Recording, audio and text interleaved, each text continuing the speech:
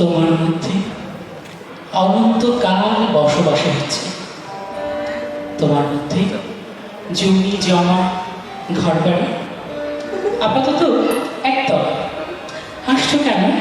বলো, হাসছো কেন? একতলা একতলা আমার এক বিন্দুও পছন্দ না।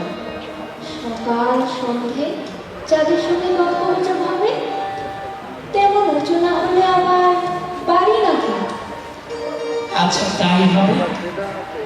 চাঁদের গাঁ ছুঁয়ে বাড়ি, রহস্য উপন্যাসের মতো ঘোরানো পেঁচানো সিঁড়ি, বাঁকে বাঁকে সোনালি ফ্রেমে বাঁধানো স্বপ্ন দৃশ্য, সিঁড়ি সমেত মায়ের হরিণের মূল্য।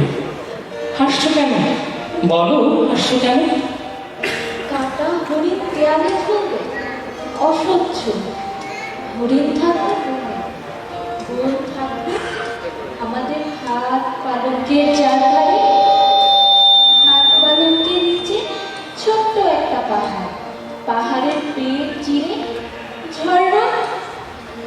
আচ্ছা তাই হবে। পাহাড় চিরে ঝর্ণা, ঝর্ণার উপরে কাশ্মীরি কার্পেট, সিলিংয়ে রাজস্থানী ঝাড়, জলের ঝাঁঝরির মতো উপর করা। জানলার গায়ে মেঘ, মেঘের গায়ে ফুরফুরে আদির পাঞ্জাবি, পাঞ্জাবির গায়ে লখনৌই চিকনের গাছ। হাসছো কেন? বলো, হাসছো কেন? মেঘ রোজ রোজ পাঞ্জাবি পরবে কেন? একদিন পরবে বালুচুরি শাড়ি কিংবা হাটামের পাতলা প্রিন্ট, মাথায় বাগান খোপা, খোপায় হিরের প্রজাপতি। আচ্ছা তাই হবে।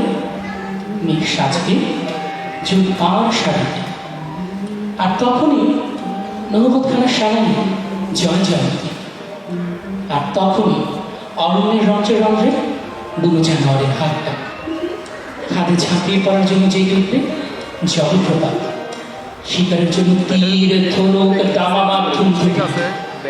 হাসছো কেন? বলো, হাসছো কেন? তুমি এমন ভাবে বলছো যেন ভালোবাসা মানে সাপে আর নেউলে ভয়াবহ একটা যুদ্ধ।